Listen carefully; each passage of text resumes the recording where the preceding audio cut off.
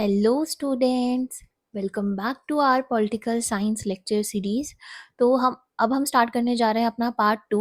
मैं एक बार आपको रिकैप दे देती हूँ, इससे पहले वाले पार्ट में हमने क्या कवर करा था। देखो, तो जो आपकी 11th क्लास की पॉलिटिकल थ्योरी वाली बुक है उसका चैप्टर 2 हम स्टार्ट कर चुके थे, फ्रीडम, जिसका मैंने इंट्रो दे दिया है पार्ट 1 में। उसका लिंक भी मैं डिस्क्रिप्शन में डाल दूंगी, आप वहां से देख लीजिएगा। और आज हम स्टार्ट करेंगे अपना पहला टॉपिक, जो कि है द आइडल ऑफ फ्रीडम। ठीक है, सो ये जो आपका टॉपिक है द आइडल ऑफ फ्रीडम, इसमें बेसिकली जो फ्रीडम का आइडिया है उसको हमें दो इम्पॉर्टेंट पर्सनालिटीज के थ्रू समझना है कि फ्रीडम ने इन दो लीडर्स के लाइफ में कैसे रोल प्ले करा, इनका क्या स्ट्रगल था, इनकी पर्सनल लाइफ स्टोरी को हम देखेंगे यहाँ पे। तो जो पहला एग्जाम्पल दिया है आपके बुक में वो है नेल्सन मंडेला, और दूसरा जो होगा वो आंग सान सू की के बारे में होगा। ठीक है, तो पहले हम नेल्सन मंडेला का समझते हैं कि इनका क्या स्ट्रगल था फ्रीडम को लेके, फ्रीडम जैसे आइडल को लेके। देखो देखो सबसे पहले ये समझो कि नेल्सन मंडेला कौन थे। देखो, नेल्सन मंडेला को क्यों जाना जाता है या हम उनके बारे में क्यों पढ़ रहे हैं। बेसिकली जो नेल्सन मंडेला थे वो साउथ अफ्रीका के जो एक एंटी अपार्थाइड रिवॉल्यूशनरी थे, जिन्होंने साउथ अफ्रीका में जो एक रेशियल सिस्टम चल रहा था जिसमें वहां पे लोगों को रंग के बेसिस पे डिस्क्रिमिनेट करा जा रहा था, जिसको हम कहते हैं अपार्थाइड रिजीम, उसके खिलाफ इन्होंने आवाज उठाई थी। ठीक है, और इसी अपार्थाइड रिजीम के चलते जो भी वॉयलेशन हो रहा था वहाँ पे फ्रीडम का लोगों की, उसके बारे में उन्होंने अपनी ऑटोबायोग्राफी में बताया है, नेल्सन मंडेला ने। और उनकी ऑटोबायोग्राफी का टाइटल क्या है, लॉन्ग वॉक टू फ्रीडम। उन्होंने अपनी ऑटोबायोग्राफी में क्या बताया, in his autobiography he talk about first personal struggle against apartheid regime in South Africa. So basically जो नेल्सन मंडेला है उन्होंने अपनी autobiography Long Walk to Freedom में खुद का पर्सनल स्ट्रगल बताया है, उन्होंने कैसे वॉइस रेस करी और क्या स्ट्रगल उनको करना पड़ा against the apartheid regime in South Africa. Apartheid regime के कुछ फीचर आपको यहाँ पे समझने पड़ेंगे, तब आपको समझ आएगा कि कितना बड़ा स्ट्रगल इन्होंने देखा। देखो, अपार्थाइड रिजीम बेसिकली एक ऐसा सिस्टम था जिसको साउथ अफ्रीका में गवर्नमेंट के द्वारा ही चलाया जा रहा था। ठीक है, मतलब वहाँ पे जो व्हाइट लोगों की एक माइनॉरिटी गवर्नमेंट फॉर्म हुई थी साउथ अफ्रीका में, उनके द्वारा ही इस अपार्थाइड रिजीम को चलाया जा रहा था। और इस रिजीम के अंदर रंग के आधार पे जो डिस्क्रिमिनेशन करा जाता है, उसी को हम कह रहे हैं अपार्थाइड रिजीम। ठीक है, इसमें बहुत टाइप की रिस्ट्रिक्शंस लगाई जा रही थी, जैसे कि नेक्स्ट पॉइंट में समझो कि सेग्रीगेनिस्ट पॉलिसीज ऑफ वाइट रिजीम, मतलब कि अपार्थाइड रिजीम के अंदर जो सरकार थी वो कुछ सेग्रीगेनिस्ट पॉलिसीज को अप्लाई कर रही थी। सेग्रीगेनिस्ट पॉलिसीज का मतलब क्या होता है यहाँ पे, जैसे कि व्हाइट और जो ब्लैक थे उनके schools, hospitals, playgrounds, public places, हर चीज को डिफरेंट अलग कर दिया गया था वहां पे। ठीक है, और कहीं ना कहीं आप देखोगे कुछ एग्जांपल्स जैसे कि मैं आपको दूं, वहां पे क्या हो रहा था, जो बसेस थी या फिर जो हॉस्पिटल्स और स्कूल्स थे वहां पे साइन बना दिए गए थे ये कि सिर्फ व्हाइट्स अलाउड है, ब्लैक अलाउड नहीं है। और इनफैक्ट आप देखोगे अगर ब्लैक पीपल को व्हाइट के एरियाज में जाना है तो उनको परमिशन चाहिए होती थी। और ये सब कुछ चलाया किसके और ये सब कुछ किसके द्वारा चलाया जा रहा था, वहां पे साउथ अफ्रीका में जो व्हाइट माइनॉरिटी गवर्नमेंट स्टैब्लिश हुई थी वही ये सिस्टम चला रही थी। ठीक है, ये समझ आया। और उसके बाद थर्ड पॉइंट क्या कह रहा है कि humiliation, hardships and police brutality suffered by the black people. तो जो जब भी क्या होता था ऐसे डिस्क्रिमिनेशन के अगेंस्ट, अगर कोई ब्लैक पीपल अपनी वॉइस रेस करता था तो उनको बहुत ज्यादा ह्यूमिलेट करा जाता था व्हाइट गवर्नमेंट के द्वारा, और हार्डशिप्स और पुलिस के द्वारा उनको कस्टडी में ले लिया जाता था। ठीक है, और अगर हम देखें तो collectively such major are constraints in the name of apartheid regime. तो ये जो हमने ऊपर 3 पॉइंट्स पढ़े ये वाले, इनको कलेक्टिवली अगर देखा जाए तो ये एक तरीके का कॉन्स्ट्रेंट है, अनरीजनेबल कॉन्स्ट्रेंट लगाए जा रहे थे लोगों की फ्रीडम पे इन the name of apartheid regime. ठीक है, और इसी कॉन्स्ट्रेंट के खिलाफ Mandela and his colleagues struggle against such unjust constraints. ठीक है, यहाँ पे पॉइंट आपको क्या ध्यान रखना है, अनजस्ट कॉन्स्ट्रेंट्स, क्योंकि मैंने आपको इंट्रो में समझाया था कि फ्रीडम पे जनरली रीजनेबल कॉन्स्ट्रेंट्स जस्टिफाइड होते हैं, लेकिन यहाँ पे कलर के बेसिस पे डिस्क्रिमिनेशन करा जा रहा था, लोगों की फ्रीडम को वॉलेट करा जा रहा था। कहीं ना कहीं यहाँ पे आप देख सकते हो कि ये जो अनजस्ट कॉन्स्ट्रेंट थे, इन्हीं इन्हीं कॉन्स्ट्रेंट्स के खिलाफ मंडेला और उनके कलीग्स ने अपनी वॉइस रेस करी थी। ठीक है, मैं आपको एक एग्जांपल दूं कि वहाँ पे जो एजुकेशन सिस्टम चल रहा था उसमें भी एक सेपरेशन क्रिएट करा गया कि जो ब्लैक चिल्ड्रंस हैं, उनको कैसी एजुकेशन प्रोवाइड करी जा रही थी, मैनुअल लेबर, ओबीडियंस करना चाहिए आपको, ओबीडियंस जैसे कॉन्सेप्ट पे उनको एजुकेशन दी जा रही थी। ठीक है? देख रहे हो कि कितना ज़्यादा स्ट्रिक्ट सेपरेशन करा गया था ब्लैक और जो व्हाइट की प्लेसेस थी उसमें। ठीक है? इसी को हम कह रहे हैं अपार्थाइड रेजिम और इसी के बारे में मंडेला और उनके जो कलीग्स थे वो स्ट्रगल कर रहे थे और यही अपार्थाइड रेजिम के खिलाफ जो स्ट्रगल था वो मंडेला ने अपनी autobiography Long Walk to Freedom में लिखा है। अब देखो नेक्स्ट क्या कह रहा है। For freedom Mandela spent 28 years of his life in jail, often in solitary confinement। मतलब कि क्योंकि मंडेला ने साउथ अफ्रीका में अपार्थाइड रिजीम के खिलाफ अपनी वॉइस रेस करी थी, लोगों की फ्रीडम की डिमांड करी थी। किससे? जो वाइट माइनॉरिटी गवर्नमेंट थी वहाँ पे उस वक्त, उनसे डिमांड करी थी। लेकिन इसके चलते वहाँ की गवर्नमेंट ने उनको अरेस्ट करा और उनको लाइफ इम्प्रिजमेंट की सज़ा सुना दी गई और इसके चलते मंडेला को 28 ईयर्स जो हैं अपने वो उनको जेल में जो है बिताने पड़े। ठीक है, आप खुद सोचो कि एक आइडल के लिए उनको अपनी लाइफ की कितनी पर्सनल चीज़ों को सेक्रीफाइस करना पड़ा। हो सकता था कि उनको कोई स्पोर्ट्स का मन करता हो, जैसे वो बॉक्सिंग इनको पसंद थी मंडेला को, वो उसको सेक्रीफाइस करा उन्होंने क्योंकि वो जेल में थे 28 ईयर्स।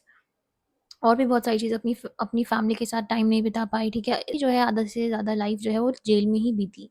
ठीक है, तो इमेजिन करो कि what is mean to give up once youth for an idol. Mandela ने तो नेल्सन मंडेला ने क्योंकि एक आइडल, वो आइडल क्या था? फ्रीडम। उसके लिए अपनी वॉइस रेस करी थी। उनके अकॉर्डिंग उनके लोग फ्री हो जाते तो उनके लिए वही फ्रीडम होती।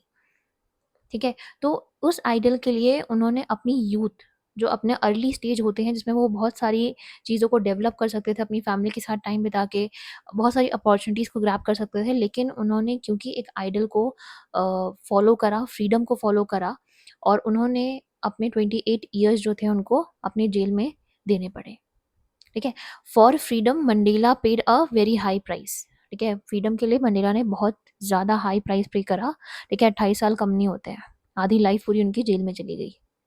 ठीक है, तो आपने ये देखा कि पहले एग्जाम्पल के थ्रू हमें ये समझ आया कि फ्रीडम जो है वो एक इतना इम्पॉर्टेंट आइडल है कि वर्ल्ड लेवल पे, इंटरनेशनल लेवल पे जो है इस स्ट्रगल के बारे में इतनी बात हुई। नेल्सन मंडेला के बारे में आज हम पढ़ते हैं कि उन्होंने कैसे अपने 28 ईयर्स उनको अपने जेल में बिताने पड़े थे जस्ट बिकॉज़ उन्होंने एक आइडल के लिए स्टैंड करा था। ठीक है, और बल्कि ये बात जो है ये अपार्थाइड रिजीम जो है आपका 1994 में जाके हटा था। है ना? और जो उस टाइम तो मतलब इंडिया को इंडिपेंडेंस भी मिल गया था, इंडिया अपना इकोनॉमिक रिफॉर्म्स की तरफ था। तो सोचो वहाँ पे दूसरी कंट्री में जो है रेशियल डिस्क्रिमिनेशन चल रहा था। नेल्सन मंडेला गांधी जी के आइडल से भी बहुत ज़्यादा इंस्पायर थे और आप देखोगे कि जब अफ्रीका का कॉन्स्टिट्यूशन बना वापस से, जब अपार्थाइड रिजीम हटा, इंडिपेंडेंट मिली अपार्थाइड रिजीम से साउथ अफ्रीका को, तब वहाँ का जो कॉन्स्टिट्यूशन बना उसमें नेल्सन मंडेला इनके कलीग्स ये चाहते थे कि आप जब इनकॉर्पोरेट करो फ्रीडम को, तो वो सबके लिए हो, चाहे वो व्हाइट हो, चाहे वो ब्लैक हो। ऐसा नहीं कि अब भाई फ्रीडम मिल गई हमें अपार्थाइड रिजीम से तो चलो हम व्हाइट पीपल के ऊपर भी वैसा ही करते हैं जैसे उन्होंने हमारे साथ करा। नहीं, नेल्सन मंडेला का ये एक बहुत ज़्यादा इंपॉर्टेंट आइडल था कि अपार्थाइड रिजीम को हर तरीके से बैन करना चाहिए, हर तरीके से अबॉलिश करना चाहिए और ना व्हाइट के साथ होगा, ना कलर के साथ होगा, ना ब्लैक लोगों के साथ जो है रेशियल डिस्क्रिमिनेशन होगा। ठीक है, तो यहाँ तक समझ आया इनकी स्टोरी। नेक्स्ट हमें जिनकी समझनी है वो है द आइडल ऑफ फ्रीडम। किसके पर्सपेक्टिव से अब हमें समझना है? अंग सन सूकी के पर्सपेक्टिव से। सो पहले ये समझो कि अंग सन सूकी कौन थी। ये म्यांमार में जो मिलिट्री रिजीम चल रहा था वहाँ पे उन्होंने उस मिलिट्री रिजीम के अगेंस्ट वॉइस रेस करी थी अपनी, और कैसे उस मिलिट्री रिजीम के चलते लोगों की फ्रीडम वायलेट हो रही थी। ठीक है, उसके बारे में इन्होंने आवाज़ उठाई थी। और अगर हम देखें that she remain under house arrest. अच्छा, एक चीज़ ध्यान रखना कि ये जो है ये गांधी जी के आइडल से बहुत ज़्यादा इंस्पायर थी। ठीक है, उनके आइडल्स को फॉलो करती थी और अगर हम देखें तो इन्होंने फ्रीडम के लिए ठीक है? अपने लोगों की फ्रीडम के लिए इनको क्या पर्सनल कॉस्ट पे करना पड़ा। जैसे कि she remain under house arrest, ठीक है? उनको हाउस अरेस्ट, यहाँ पे सिंपल मतलब ये होता है कि म्यांमार में जो इनका हाउस था, इनको बोला गया कि आपको अपने घर से नहीं निकलना है, एकदम कंप्लीट हाउस अरेस्ट पे उनको डाल दिया गया, ठीक है? कि आप घर से कहीं भी आपकी मूवमेंट नहीं हो सकती, आप कहीं भी किसी और कंट्री भी नहीं जा सकते, ठीक है? और इसी के चलते इनको जो है सेपरेट रहना पड़ा अपने चिल्ड्रन से, and she was unable to visit her husband when he was dying of cancer. तो ये चीज़ ये दिखाती है कि कैसे आंग सान सू की को एक पर्सनल कॉस्ट पे करना पड़ा। वो अपने बच्चों से दूर थी, ठीक है? उनके जो हस्बैंड थे वो फ़ॉरेन में थे, वो कैंसर से आपका फ़ाइट कर रहे थे। इसके बाद भी उन्होंने म्यांमार छोड़ने की नहीं सोची, क्योंकि उनको ये लगा कि अगर वो अभी इस वक़्त म्यांमार छोड़ के चली जाएँगी तो जो फ्रीडम का जो वो आइडल है जिसके लिए वो फ़ाइट कर रही हैं वो एस्टैब्लिश नहीं हो पाएगा, उनके लोगों को फ्रीडम नहीं मिल पाएगी। ठीक है? तो इन सब के बाद भी उन्होंने कभी भी गिव अप नहीं करा। उनका ये मानना था कि उनकी पर्सनल फ्रीडम जो है, वो डीपली कनेक्टेड है to the freedom of her people. ठीक है? वही लिखा हुआ है कि आंग San Suu Kyi saw her freedom as connected to the freedom of her people. ठीक है? आई थिंक ये 2 बार हो गया है, कोई नहीं, मैं इसको एडिट कर दूँगी जब आपको नोट्स मिलेंगे। तो आंग सान सू की जो थी, वो उनको उनके लिए उनकी जो पर्सनल फ्रीडम थी, वो उनके देश के लोगों के से ही कनेक्टेड थी। जब तक उनके देश के लोगों को फ्रीडम नहीं इंश्योर हो जाती, तब तक वो भी अपनी फ्रीडम को सैक्रिफाइस करने के लिए रेडी थी। ठीक है? और इन्होंने अपने आइडियाज़ को, अपनी जो पर्सपेक्टिव है, उनको अपनी बुक ऑफ एसेज़, कुछ एसेज़ की बुक तैयार करी थी, उसमें लिखा था जिसका नाम था फ्रीडम फ्रॉम फियर। तो ये जो टाइटल है ना, फ्रीडम फ्रॉम फियर, इसमें एक कोट इन्होंने दिया कि for me real freedom if freedom from fear, and unless you can not live free from fear you can not live a dignified life. मतलब कि आंग सान सू की का ये मानना था कि जब तक आप अपने डर से फ्री नहीं हो जाते, डर किस चीज़ का हो सकता है कि दूसरे लोग हमारे बारे में क्या सोचेंगे, ठीक है? को ये डर कि हमारी राइट्स चली जाएंगी, इस डर से फ्री होने की बात करती हैं आंग सान सू की। आगे ये क्या कहती हैं? हर word suggest we must not be afraid of the opinion of other people. वही चीज़ जो मैंने आपको बताई कि कौन से डर से फ्रीडम लेने की बात कर रही थी आंग सान सू की। वो कह रही थी कि आपको दूसरे आपके बारे में क्या सोचेंगे, आपके बारे में क्या ओपिनियन बनाएंगे, आपको इस चीज़ से नहीं डरना है, इस डर से आपको फ्री होना है, तभी वो रियल फ्रीडम होगी। नेक्स्ट क्या बोल रही थी? और of the attitude of authority. मतलब जो भी गवर्नमेंट है, जो भी गवर्नमेंट अथॉरिटीज़ हैं, या कोई भी मिलिट्री रेजिम जैसे कि उस वक़्त म्यांमार में चल रहा था, आपको उस अथॉरिटी का जो एक बिहेवियर है, जो एटीट्यूड है, या उस अथॉरिटी का क्या ओपिनियन है, आपको उससे नहीं डरना है। और of the reactions of the members of our community to the things we want to do. तो ओवरऑल आंग सान सू की का ये मानना था कि आपके लिए रियल फ्रीडम वही होगी जब आप डर से फ्री हो जाओ। डर किस चीज़ का? जैसे कि दूसरों दूसरे के ओपिनियन को लेके हमें डर, कि लोग हमारे बारे में क्या सोचेंगे अगर हमने ये एक्शन ले लिया, ठीक है? कई बार हम सोचते हैं ना कि सोसाइटी वाले क्या कहेंगे? हम सोचते हैं ना कई बार। ये चीज़ से फ्री होने की बात कर रही थी आंग सान सू की, और अथॉरिटी का एटीट्यूड क्या होना चाहिए, उससे भी आपको नहीं डरना है। आप कल को क्या करना चाहते हो, आप कल को क्या करना चाहते हो, वो किसी और के रिएक्शन पे डिपेंड नहीं होना चाहिए। वो सोलिडली आप पे डिपेंड होना चाहिए कि आप फ्री हो जो एक्शंस आप लेना चाहते हो उसके लिए। ठीक है? आपके कम्युनिटी के मेंबर क्या सोच रहे हैं, वो उस चीज़ पे निर्भर नहीं करता है। ठीक है? ये समझ आया? तो फॉर आंग San Suu Kyi, living a dignified human life requires us to be able to overcome such fear. मतलब आंग सान सू का ये कहना था कि अगर हमें एक डिग्निफाइड ह्यूमन लाइफ जीनी है, तो हमें ज़रूरत है कि हम ऐसी फियर से ओवरकम करें।